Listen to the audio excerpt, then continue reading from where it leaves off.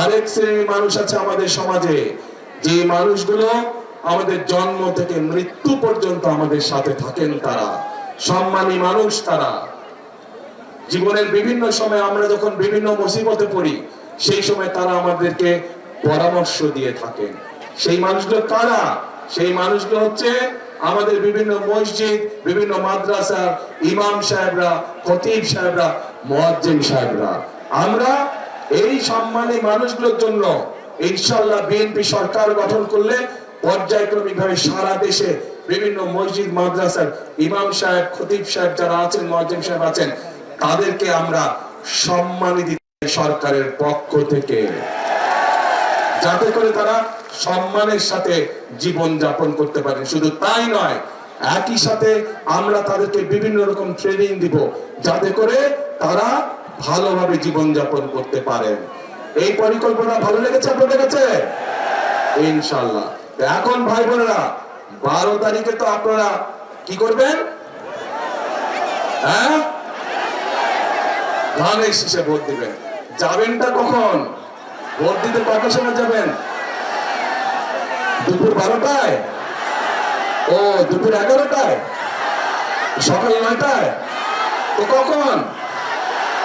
হ্যাঁ, তাহাজ্জুদের নামাজ পড়তে উঠবেন ওই দিন। আল্লাহর কাছে রহমত চাইবেন যে যাতে সারা দেশের ধানের শীষ জয়যুক্ত হতে পারে। এই রহমত চাইবেন আল্লাহর কাছে।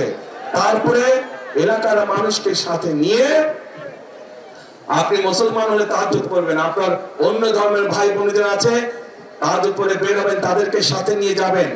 গিয়ে তারা তাদের ধর্মীয় আচার অনুষ্ঠান ভোরবেলায় যেটা থাকে সেটা তারা করবে। পাশে আপনারা মুসলমানরা ফজরের জামাত আদায় করবেন যার যার যে ভোট কেন্দ্রের সামনে। ঠিক আছে?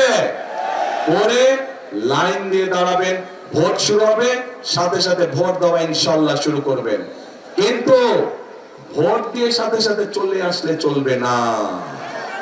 কি করা লাগবে? থাকতে হবে, কড়াই গন্ডায় বুঝে নিয়ে আসতে হবে। কেন এই কথাটা বললাম? বহু বছর হয়ে গেছে আমরা তো ভোট দেবার সুযোগ পাইনি, তাই না? কিন্তু আমরা ভোট দেবার সুযোগ পাইনি। এর আগে আমাদের ভোট বিভিন্ন জন বিভিন্ন ভাবে লুটপাট করে নিয়ে গিয়েছে।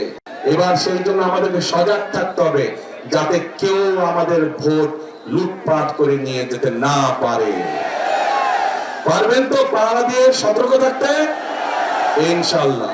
তাহলে প্রিয় ভাই বোনেরা, আরেকটি গুরুত্বপূর্ণ কথা, তাদের বক্তব্য যে দুর্নীতিতে বলে চ্যাম্পিয়ন